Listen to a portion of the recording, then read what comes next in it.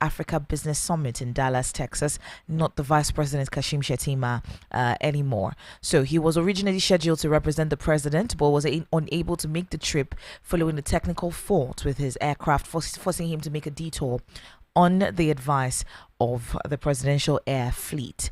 The presidency said this Monday evening by the vice president's spokesperson, Mr. Stanley Nwakocha. So, the Minister of Foreign Affairs will now represent the president at U.S. Africa Summit. So, although details of the particular aircraft the VP boarded was not stated, there are indications that the plane is the one that's often used by the vice president. So let's see what's going to happen in the next couple of hours, because we don't know where the president is, and now we're hearing faults developing on the VP's aircraft as well. So let's also see since the Buhari years, the presidency had maintained about 10 aircraft. They include a Boeing business jet, which is one Gulfstream 550, one Gulfstream 500, two Falcon 7X, a couple of different aircrafts as well. So while the statement did not disclose the nature of the fault,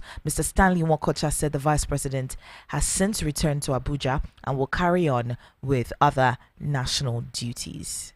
Really, really interesting how all this is panning out at the moment. We'll get more feelers in a bit. Of course, still in the news, the CBN has directed banks to deduct from customers' e-transfers to fund a cybersecurity center. So the CBN has directed banks to deduct from customers' e-transfers to fund a cybersecurity center. So the Central Bank of Nigeria has directed banks in the country to implement a 0.5% cybersecurity levy on electronic transfers in a circular. It was signed by the Director of Payment Systems Management, Mr. Haruna Mustafa, Director of Financial Policy and Regulation. The Apex Bank has disclosed that the implementation of the levy would start in 2 weeks' time. So, what exactly do you need to know about this new cybersecurity levy to be paid by Nigerians? Now, the circular read in part, following the enactment of the Cybercrime Act 2024 and pursuant to the provisions of Section 444, subsection 2 of the Act, a levy of 0.5%, equivalent to 0.5% of all electronic transfers value by the business specified in the second schedule of the Act, is to be remitted to the National Cybersecurity Fund, which shall be administered by the Office of the NSA. So, what exactly is this cybersecurity levy to be paid by Nigerians? I did a little bit of research, and the new levy of 0.5%, equivalent to 0.5%, is applied to electronic transfers as mandated by the Cybercrime Prohibition Prevention etc. Amendment Act of 2024. The levy is paid by the originator of the electronic transaction and deducted by the financial institution. The deducted amount shall be reflected in the customer's account with the narration cybersecurity levy. So if you're the one doing the transfer to somebody else, an electronic transfer to somebody else, you will be paying the 0.5%.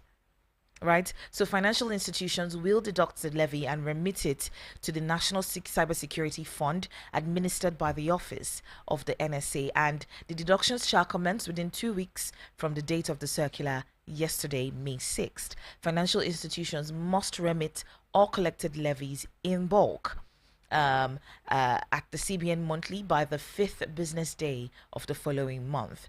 Financial institutions also have deadlines to update their systems to handle levy deductions and remittances. Failure to remit the levy can result in penalties and include a fine of up to 2% of a financial institution's annual turnover. So let's say you are transferring to 200,000 naira, 0.5 of that will be collected as cybersecurity levy. 0.5 of whatever it is that you're transferring shall be collected from your account, the person who is transferring the money to somebody else. It'll be deducted from your account. As if Nigerians are not facing a lot already as well. You begin to wonder, is 0.5% not insignificant. Well, imagine if you did transactions for a living, you did transfers for a living, right? Every single time you transfer, a 0.5% will be deducted from your account. Really, really interesting how this is playing out at the moment. You are going to be letting me know what you think about this new cybersecurity levy. Now, there are some transactions that are exempted from this particular levy, right? So it shall be applied at the point of electronic transfer origination, then deducted and remitted by the financial institution. So there are some transactions that are exempted from this particular levy: loan disbursements and repayments, salary payments, intra-account transfers within the same bank or between different banks for the same customer.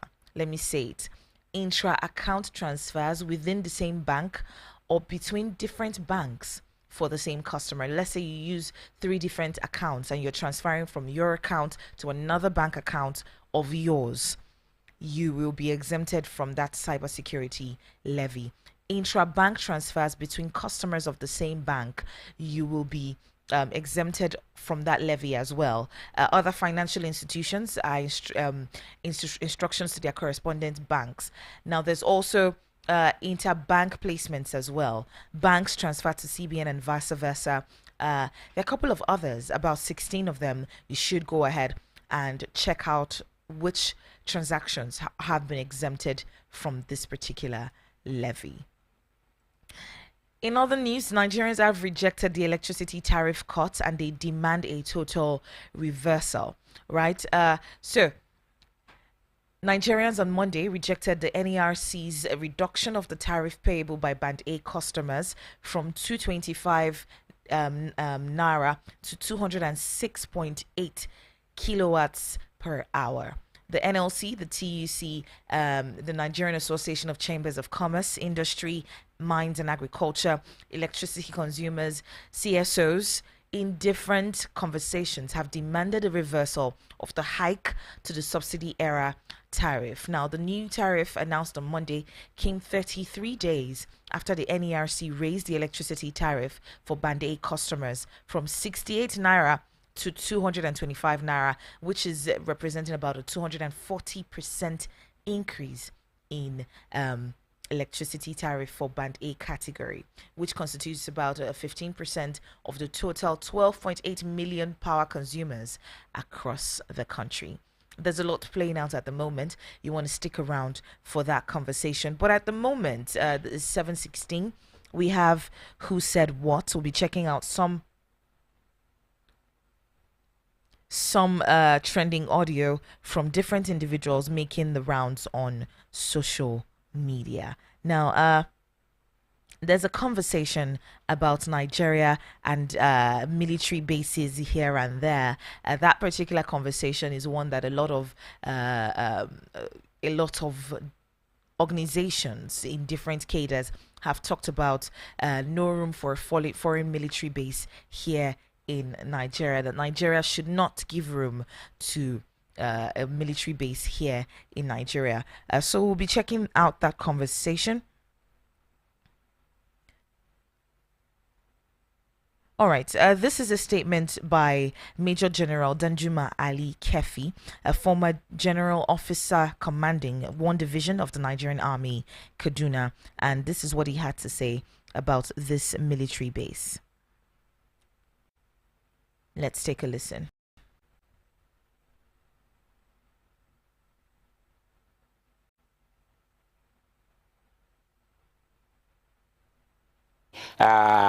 The problem right now that we anticipate between the United States, which leads the collective West, that's NATO, and versus the Russians and perhaps the Chinese, right? We must be very careful. We should not be seen to tilt to one side or take side with any of these parties. Now, we should be very clear. If we allow bases to be sited in Nigeria for offensive military action, then we tend to inherit all the enemies of the West. So also, if you cite Russian base in Nigeria, you tend to inherit their adversaries, their enemies, and we should be very careful. Nigeria has non-aligned movement. Nigeria has a lot of clout in Africa and also in the global arena. We are respected. If you look at, if you put 10 generals of the Nigerian military, if you put 10 generals, you will see that 3 to 4 of them either trained in the United States, United Kingdom, even in Russia, China, and other countries. So we have a relationship with almost every country. We are not hostile or enemy to any country. So also, we should be very careful. If we accept the siting of bases in Nigeria, then we tend to jeopardize our neutrality and also the respect that we have among Committee of Nations. So for me, I'm not an union. The ECOWAS should speak with one voice. We should convince the Nigerians, convince the Malians, convince the Burkina Faso that the siting of Russian bases, if it's for offensive actions, it is not in their interest, and also it jeopardizes our own security as well. So we AU should be very firm on this. We should approach them, talk to them, and we have other leverage, other levers we can use. But siting of bases is not decent. All right. Well, the AU, ECOWAS, should unite against foreign military bases. This is according to Ali Kefi on this particular situation of military bases here in Nigeria. Somebody else also has something else to say about the military bases here in Nigeria. Professor Bolaji Akinyemi, Nigeria's former Minister of Foreign Affairs, is talking about the fact that Nigeria cannot allow a military base of a superpower in counterpoise to another here in Nigeria. Russia is moving into Niger, Mali, and the Sahel region, and the U.S. proposed move to Nigeria. It brings us right into confrontation with each other. Despite our issues with insecurity, this move, according to him, will maximize our problems rather than solve them. Well, let's take a listen to what he had to say.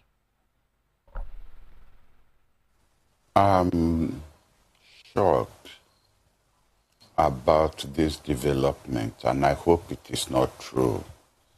We have a long history about attempts at installing a military base in Nigeria. You recall, no, you won't recall, you are too young. At the time of our independence, there was this attempt by the British to install a military base in Nigeria. It was raised in Parliament. Students from University of Ibadan came on a march, and there was a brouhaha, and finally they killed that project. Therefore, this should not be the first time that there will be an attempt to have a military base in Nigeria if it is true that there is such an attempt. The last thing Nigeria wants is to have a military base by a superpower in counterpoise to another superpower, because in a way, Russia moving into Niger, into Mali, into Burkina Faso, the United States moving into Nigeria brings us actually right into confrontation with each other, and that's the last thing we want. I know that we have problems with the jihadists, with ISIS. We have security problems, yes, but the solution is not for us to be in confrontation with another superpower. We will simply, we will maximize our problems. Therefore, I hope it is not true. I hope it is not true.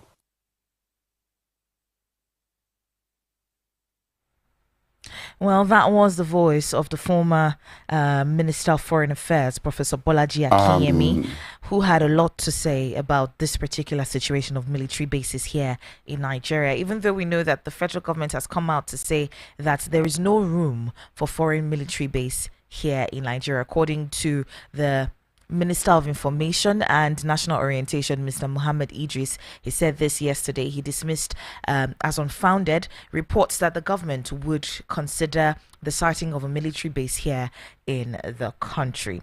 Still on this issue of tariff decrease on Band A feeders, the federal government, or rather the NERC, had announced to share that there's a revised tariff on the Band A feeders, which will decrease from 225 per kilowatts per hour to 206.8 kilowatts per hour effective today, which was yesterday, May 6th. And a lot of Nigerians have come out to say they do not even want the 206 in the first place, because if you're looking at the rate at which it increased, 240% increment is a lot, especially looking at the current situation in the country. Well, we'll get more feelers in a moment. Moving on to Rivers State.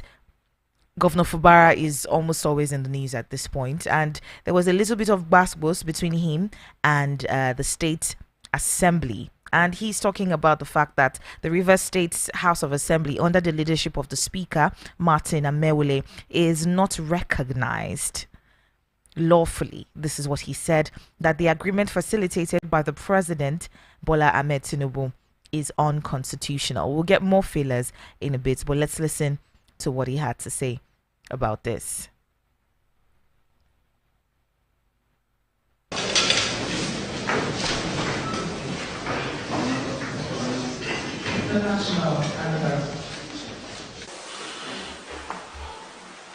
Let me say it here.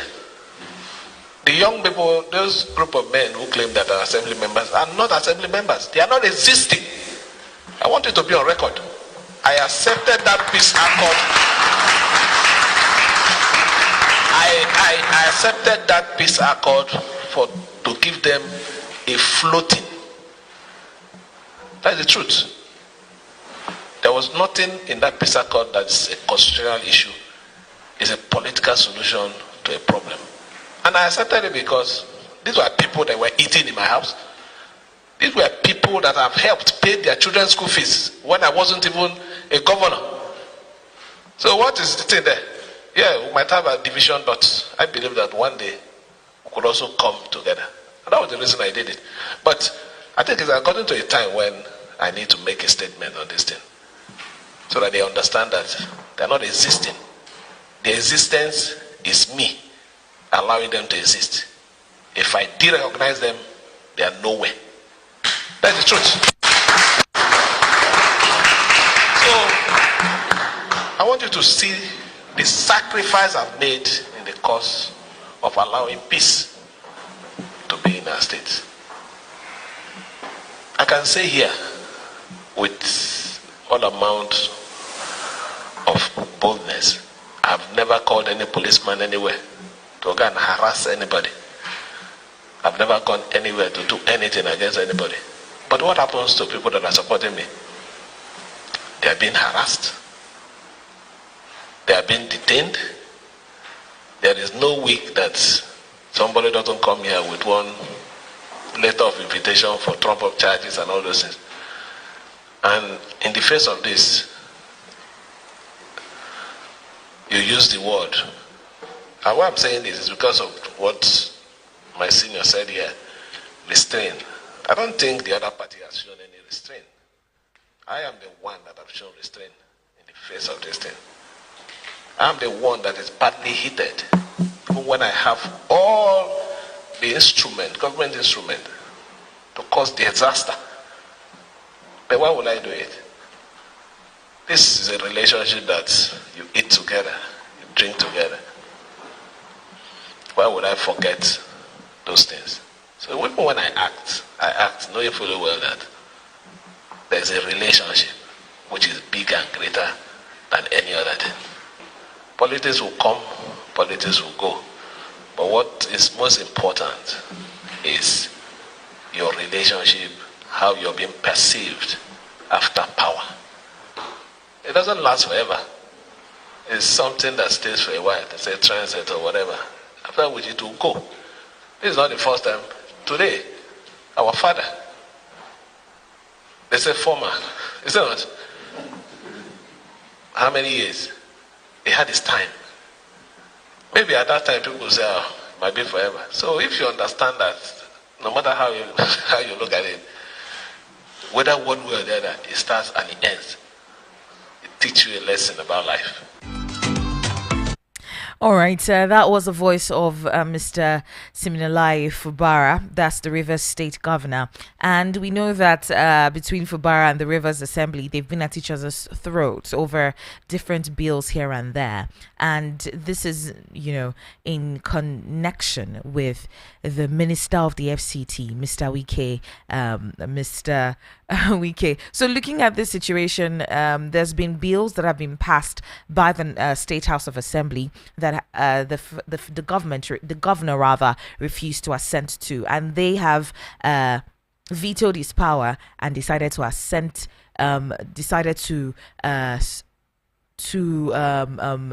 what's the word now? They've decided to sign that bill to pass the bill rather into law. So yesterday at their legislative sitting, they overrode the assent of the governor, Siminalayi Fubara, to pass the Rivers State Public Procurement Amendment Bill 2024. We'll check out what exactly is in that bill and why the governor rather refused to assent to that bill into law. I will check that out in just a moment. We'll be joined by Rufai, Oseni. Do keep it locked right here. Stay tuned.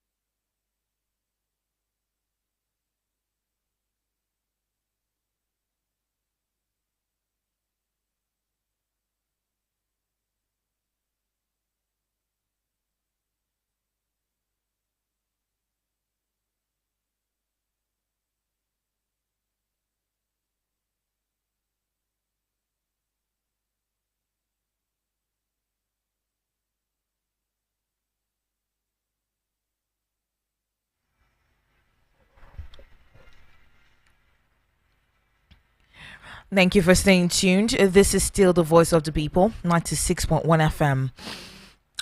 My name is Gesere. For those of you just joining us, we're live on YouTube at Voice of the People Abuja. Voice of the People Abuja. We're live on YouTube. Join us. We'll be speaking with Rufai Oseni in just a moment. You want to keep your phones and your radio locked on this dial and ready to call when you have something to say. The number to call is 0700 010 961 961. You can leave a message on YouTube, a comment rather on YouTube, 0700 010 961 961. That is the number to call to be a part of the show this morning. Good morning, Mr. Rufai, and welcome. Fine, thank you so much. All right, let's get started. Okay, go ahead. A lot of Nigerians are asking, where is the president? Yeah, that's a good question. Because we know his movement so far from Riyadh, Saudi Arabia, Netherlands as well. We know that movement, but all of a sudden We heard something happened to the aircraft, and he was going to fly commercial at that point in time. And before we knew it, we didn't hear anything anymore about the president. So where could he be? So, I mean, it's an apt question, and I think the presidency should react to that. I think those are questions that Ononuga should be able to tell us where the president is, rather than busy attacking Atiku Abubakar for stating the obvious. I mean, I'm not supporting Atiku Abubakar. He did some conflict of interest back in the days, but he should tell us where the president is, and they should come up straight with us. And all the things he said about FDIs and things like that, that we've attracted 20 billion, it's not reflected in the FDI numbers. So those investments were just announcements. And you said the stock market is doing good, it's rallying. But when you also look at it, a lot of people are even leaving the stock market now to the bond market because of yield. So you can't entirely use the stock market. It's people gravitate towards where they can make, and that's just it. And Nigerian stocks, because of your devaluation, became as cheap as junk as we speak today. I mean, if you have about $100 million, you can take position in the top Nigerian multinationals with as much as $100 million, or even less than that. So, because the devaluation also sets in, the stocks became very cheap and all of that. So, there are many factors too that set in, we should not also forget. And these are the things we should look at, rather than just trying to sketch away from the question. But it's a valid question we ask. Where is the president? We need to know where the president is. We need to be able to account for where the president is and ask all the salient questions. And that's what's the most important. All right. Moving away from where the president is, we have CBN announcing a new cybersecurity levy. We know it's important to fight cybersecurity, especially in our own terrain, the way Nigeria has been moving. But this new cybersecurity levy, what do you think about 0.5% on transactions, e-transactions from the originator of the transfer? Of course, some kinds of transactions have been exempted, but you have a cybersecurity levy on Nigerians. Can they afford to even be paying more? So for me, that's another burden, because that's another tax as far as I'm concerned. Because it's not everything they're going to put on cybersecurity. But you to be able to solve the problem of cybersecurity, you must be able to have a cybersecurity architecture. And I don't know why, out of the funds already they are realizing from transaction charges, they can't use that for building a cybersecurity architecture. So this is just fleecing citizens again, and using ways to be able to tax people. So they've looked and said, okay, so it's a transaction tax. So how can they tax people through these transactions? And it's a line charge that people will not talk about because they do online transfer. But this gets a little bit too much of that. All right, maybe we'll watch and see how it plays out, because it's starting 2 weeks from yesterday. Let's see how all that plays out, because Nigerians, I don't think we can afford more on on their heads at this point. Moving on, the federal government has come out to talk about the foreign military base we talked about yesterday. They said there's no room for foreign military base here in Nigeria. Well, what's your take on that? Okay, good arguments. But so how are we going to govern our ungoverned spaces over there? How are we going to get intelligence? Because you see, the Russians are also flocking in. So we need to ask ourselves that question as regards geopolitical security. So, well, can we afford to have to inherit enemies from any of the countries that would probably want to set up their military base here in Nigeria? No, by default, we already have enemies. The Russians are lurking around. The Russians are exploitationists of the African continent. You have enemies out about sponsored by some other international terror group and everything. I mean, you have Boko Haram and all of that muffin into banditry of some sort. So you already have enemies. But you need to also secure your area. But you also need partnerships to secure your area. I mean, if you look at it, the First World War was not fought by America, it was fought by the Allies. America, combination with troops from other countries that had the Normandy landing. So these are the questions you should ask. You also need to be able to secure your area. And that's another very pertinent question you need to be able to ask. All right. We'll watch and see how that plays out. The federal government is talking about banning naira from crypto trading platforms. Federal government wants to ban the naira from crypto trading platforms, to delist the naira from peer-to-peer crypto platforms, as the government is stepping up efforts to tackle exchange rate manipulators and dollar racketeers. First of all, we've been having peer-to-peer crypto platforms since before this dollar went up. We've been having that. I mean, a lot of people have been trading since, I don't know, since this is 10 years, 15 years coming. A lot of people have been So trading. I don't know when the government just took on this bout of narrative that is crypto that is affecting it. I mean, we know the things that are affecting it. There are not enough FDIs. I mean, there's not enough revenue strength to be able to, make our currency stable. A lot of business activities are hampered. I mean, if you don't solve all of those problems, then I think there's no point, like my role in and saying crypto is the problem. At first, Binance was the problem. Now, now It's now currency trading all on crypto is exactly. the problem. Then again, probably they'll say guess is the problem, and they'll probably say, oh, don't talk on radio again. Solve a problem. Just like the Emefiele did, they said that Abuki effect was the problem. Abuki effect went nice. This will stop the Naira problem. So let's stop deceiving ourselves. We major in minor. That's the problem with us in this country. Mr. Rufai, a lot of people trade, a lot of people use this peer-to-peer, any of the peer-to-peer crypto platforms as a means of making money.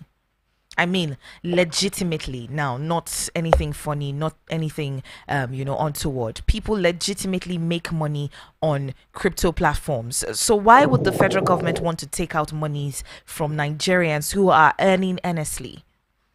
And that's the sad reality. Almost every young person have a wallet. That's the sad reality. Because you see, these things have been able to solve the problem of jobs that the federal government has not put in place for all those while. But why not try to take it away from them? Why not trying to dip your hands into their own asset base and hurt them even further? And these are the questions we should be able to ask ourselves. And the earlier we ask ourselves, the better it is for all of us. So we should stop deceiving ourselves. All right, let's now move on to Rivers State. Siminalayi Fubara and his State House of Assembly. He has barred his mind on the toxic relationship between him and the House of Assembly, saying that the lawmakers no longer exist in the eyes of the law. Really, really interesting what's playing out right there in Rivers State. But what's your take on this? I don't know in one context in which you said I don't know, but I think the lawmakers went to court and they sought court injunction. I think they got some leeway in the court. So I don't know the basis of it, but I think one thing is certain. All the things we've been telling Siminalayi Fubara all this while, I think he's not getting into his head, and he needs to fight back because you can't just allow people oppress and rub shoulder over you all this while without having the capacity to be able to react. So if he's beginning to fight back, I think that's good on him. If you're able to consolidate his fight and look for ways to be able to, manage the situation. But you can't continue this way, where you just keep yourself waiting and allow somebody to come and eat you up. You know what Winston Churchill said? Winston Churchill said is an appeaser that gives the crocodile meat and hoping the crocodile will eat him last. So you can't continue to be an appeaser. At some point, you need to fight for yourself. I mean, that really hurt Europe during the war. If Neville Chamberlain had gone after Hitler in the first place, probably they would have limited Hitler's spread and expansion. But Neville Chamberlain kept on leaving Hitler. He gave Hitler everything he wanted. He gave Hitler Sudetenland. After giving Hitler Sudetenland, Hitler said he wanted the world in Europe. And even said he wanted Africa. I think that was, if my memory serves me right. And he started having all sorts of operations like Operation Barbarossa and a couple of other things like that, But there's a book like that called Hitler's War Directive. Very exciting book. I read it over 15, 20 years ago, where there were code names for different operations and all of that. So, it was because people like Neville Chamberlain became appeasers to him. But the consequence, he had a strong army, but the likes of, what's it called? Winston Churchill said, we'll fight him on the beaches, we'll fight him in the air, we'll fight him. And even when we didn't have a strong army, he said, it will be said of us that this is our finest hour. We'll not retreat, we'll never retreat, we'll never surrender. And he rallied his country and he rallied the boys. Yeah, there were collateral damage and all of that, but he built his country during the war. And today, Mr. Churchill is remembered as a wartime hero. Not to say he wasn't a racist or he didn't have his own, shenanigans. So, but at some point you need to fight, even if you don't have the capacity to fight. Because it's only with a fight people will respect you. You have to fight for what you get in life. And that's what Fubara is trying to do. All right. We hope that there'll be peace in that state because while there's the back and forth going on, I don't know if it's taking out of governance in the state. Because I mean, Definitely, it's taken out of governance, but people should stop looking at Fubara when they want peace in the state. They should also look at the other actor, Wiki. Wiki should make that state free. They should leave them alone. All right? So, once it does that, peace will come to that state. Fubara has done him no wrong. all right. Thank you so much, Mr. Rufai, for your time this morning. We absolutely appreciate it. Bless you so much, Messi. All right. Have a good day. All right, so you listening, you can join the conversation. The number is on WhatsApp, Voice of the People, on WhatsApp rather, 0700 010 961 961. 0700 010 961 961. That is the number to call to be a part of the conversation this morning. You can also leave a comment on our YouTube because we're live right there on Voice of the People Abuja. Voice of the People Abuja, 0700 010 961 961. That is the number to call to be a part of the show this morning. We'll go ahead and take a break and pay some bills. When we come back, we'll be speaking with Mr. Larry Oguego. Make sure that you're keeping it locked right here. Good morning.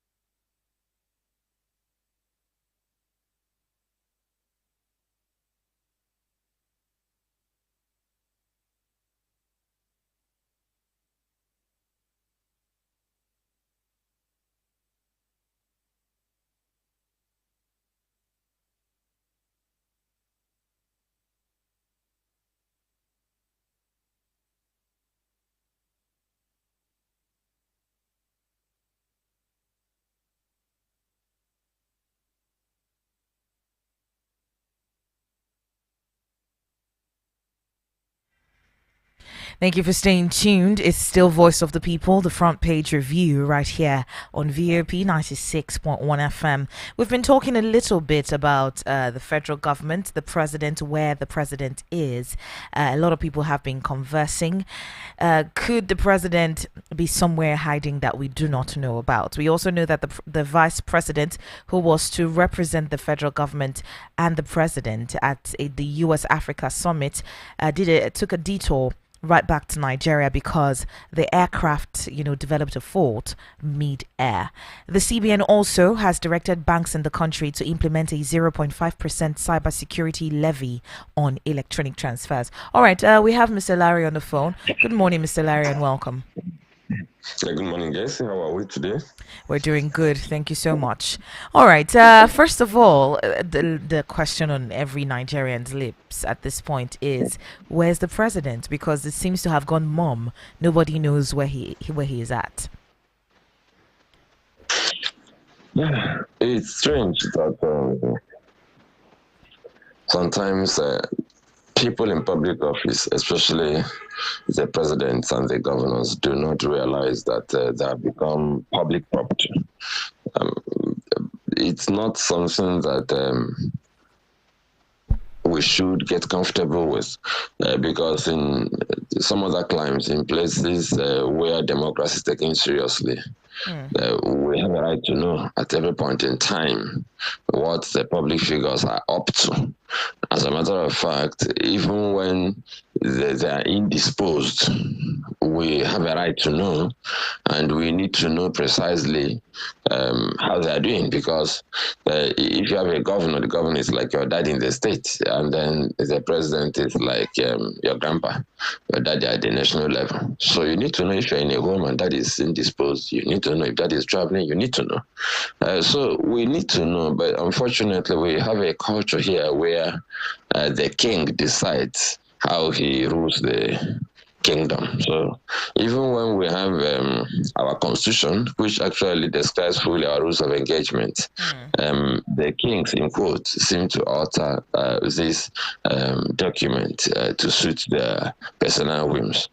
So we need to know, we must ask that question consistently. And the presidential media team and handlers should also find ways to communicate with us, even if they think it's not palatable or whatever reason. They should communicate with us, because when you don't communicate, you encourage speculation, and when speculation and rumor mongering becomes the mode of communication, then naturally and necessarily have problems. All right. So a couple of, I think it was a week ago, that newsmen learned that the fleet has been depleted by routine maintenance and snags here and there, which left the president, Bola Tinubu, and officials departing the Netherlands to Saudi Arabia on a leased private jet. We know that the cost of maintenance for that particular fleet is $8 million spent on repairs in the past 2 years. So what could be the problem? Is it a lack of maintenance? Is it a lack of because we know that in Nigeria here we sort of have a bad maintenance culture. So what could be the problem? Because we also saw the vice president make a detour right back to Nigeria yesterday because his own aircraft developed a fault mid-air.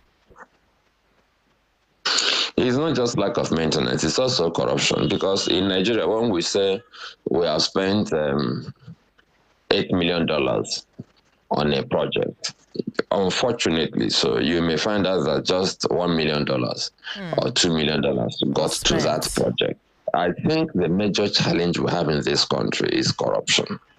And that corruption is actually facilitated by incompetent and inept leadership. Of course, leaders that do not have the moral courage to stop corruption or to minimize corruption.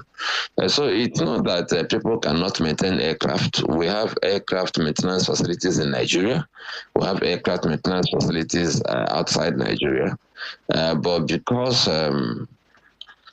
the corruption has eaten so deep that the leaders even endanger their own lives because of the corruption around them, then it tells you that we're in very bad shape. I think it's not just that we can't maintain airplanes or that the cost of maintenance is high. I think the truth is that, like every other case in Nigeria, there's a lot of compromise, and that is what we're experiencing. I think it's also important that we use the opportunity to address the fact that our presidential fleet is too large. We have aeroplanes for everybody. People are flying all over the place. The Mr. President, the Vice President, Senate President, First Lady, Second Lady, children of President. People are just flying all over the place like birds in the air. And all this flying is done at the expense of Nigerians who cannot even get petrol to drive from one point to another. It's in bad taste and it depletes our resources. We should streamline how we engage in this foreign travel, but most importantly, if we must travel like a whole lot of other nations do, people should fly business class, whatever, but don't waste our money. Just have a few persons in a massive plane and it guzzles money, and just because sometimes they are going to watch polo or they're going to visit friends. I think we need to review this issue of how we manage our presidential fleet. We don't have a national airline, but we have enough planes in the fleet to actually start an airline. Most of us don't know that. It takes just like 4 planes to start an airline. That is if you want to even do well. Some people start with less than that. So I don't understand why we cannot maintain these aeroplanes and reduce the number drastically.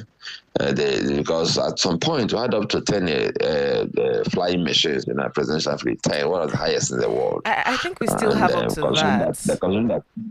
Okay, because I'm wondering. President Buhari said he was going to reduce it, and when he came, we shouted ourselves hoarse, and he didn't do anything about it. So we are running an airline at the presidency, but we don't have an airline that brings us income. We have an airline that wastes our money.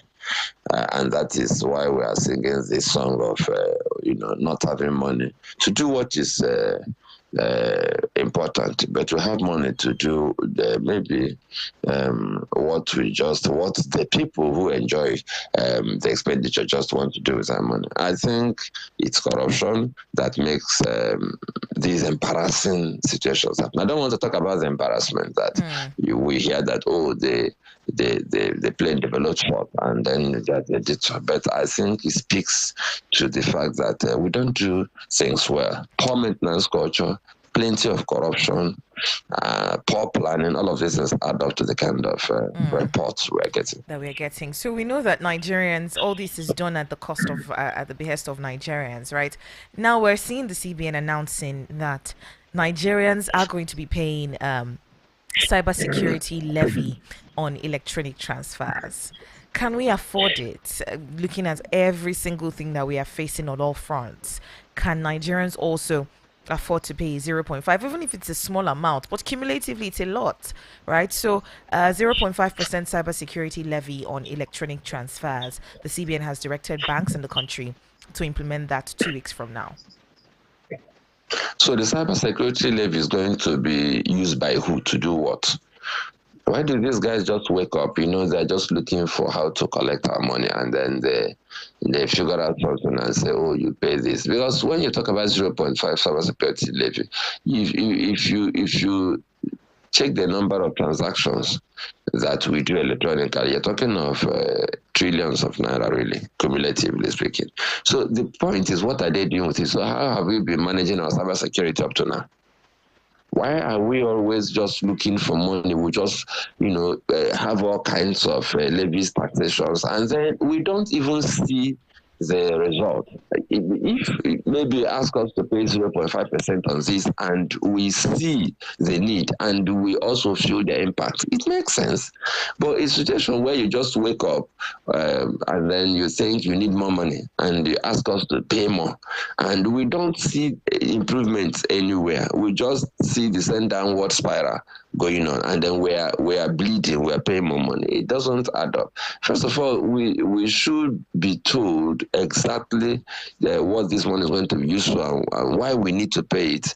And then the truth also is, how have we been providing cybersecurity without paying that money? I mean, we already have I'm sure a cybersecurity infrastructure, and then who manages the transfer? Is it CBN? And why should they ask us to pay money? I mean, when you talk about electronic transfer, it's usually the banks and the companies, the platforms that provide the infrastructure that manages. So what are they collecting money for? Why can't they explain to us their interest in this matter? Are they going to provide cybersecurity for commercial institutions that do business?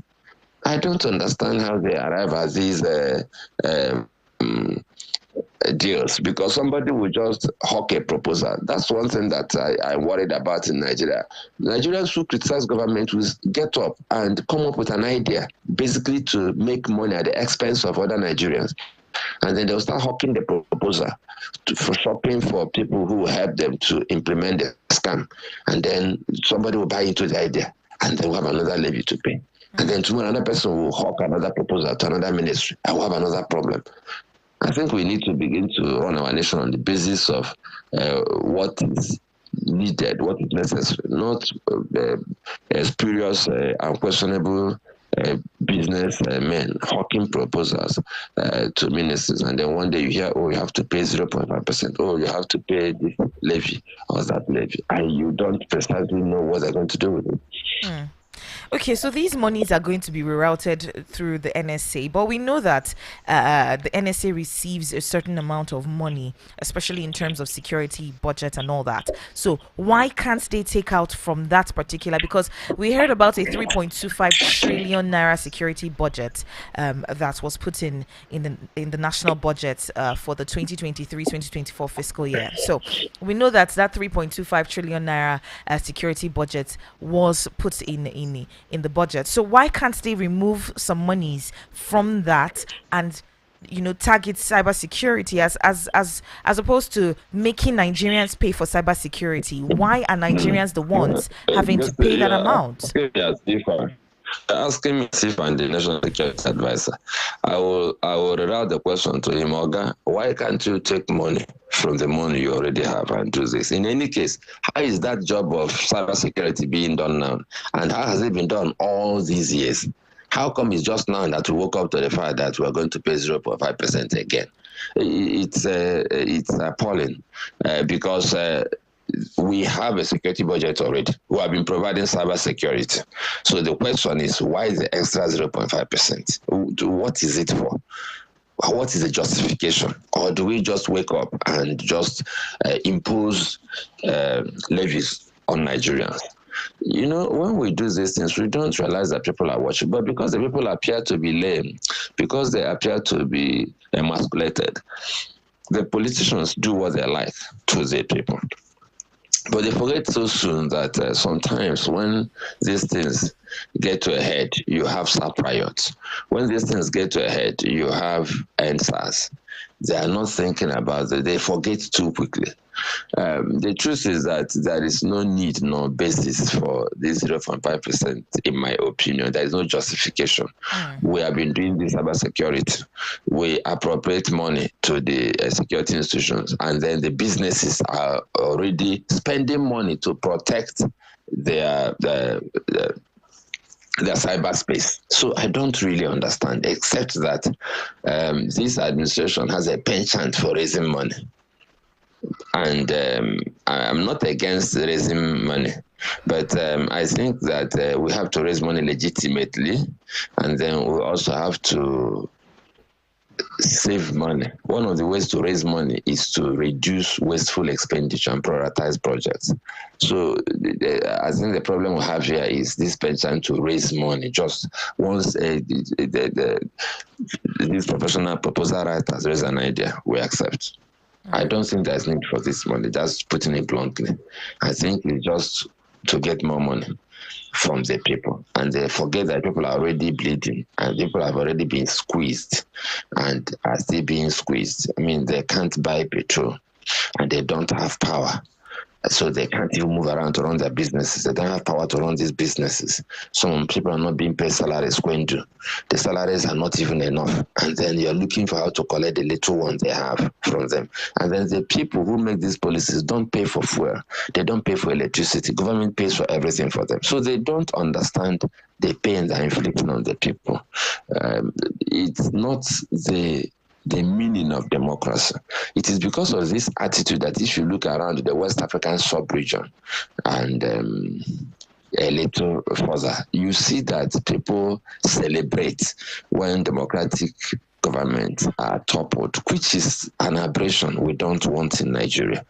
But very often, when we speak to the fact that these things shouldn't happen, some of us also speak to the fact that democratically elected governments should respect the people and provide for them, not behave in a manner that will make the people say, well, what does it matter who is in charge? I mean, we don't want these kind of persons, well, by whatever name called.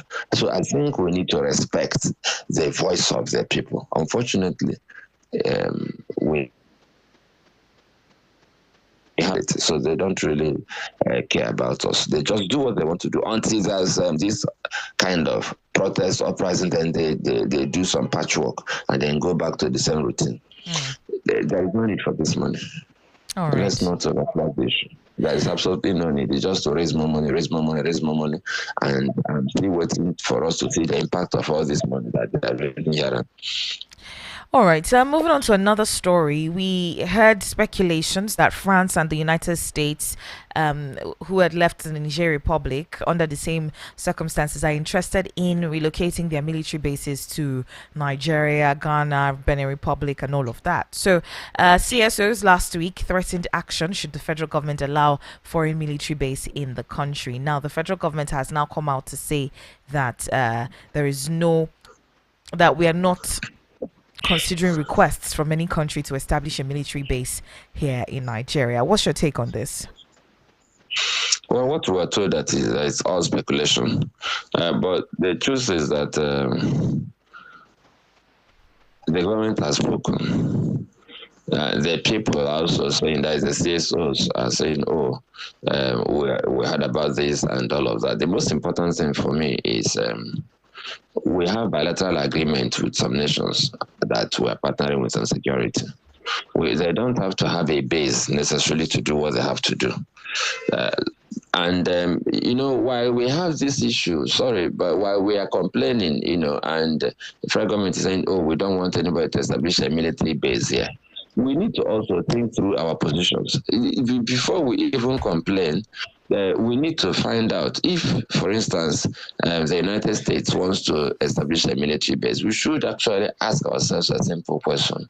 Are there benefits? What are the downsides? As a nation, we are running a kind of non-aligned policy, that's foreign policy. That's we don't want to be identified with any of the sides that are struggling for dominance. But the truth is that I'm just giving advice. We shouldn't talk about things on the basis of ego. That we don't want a military base, or that we want a military base. You see, if you want to succeed as a person, as a business, as a nation, you have to put on your thinking cap. In every situation, you ask yourself, so what are my options? I'll give you an example. My personal opinion, if we have a military collaboration that can help us manage insurgency and different types of insecurity better, then we should ask ourselves, what's the cost-benefit analysis? I mean, when I say cost, not in terms of money, but whatever cost we are looking at, our prestige as a nation and all of that. After all, America has military bases in Europe, and these are highly advanced nations. So I think we need to begin to ask ourselves, they have the NATO alliance.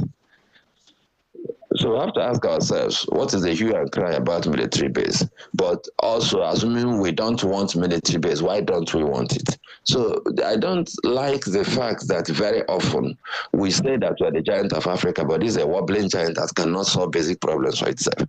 But if we want to say, oh, we can fix our problems, we don't want a military base, fine. I don't have any problem with that. But I'm just saying that we shouldn't respond to everything on the basis of ego, on the basis of saying, no, we don't want military base.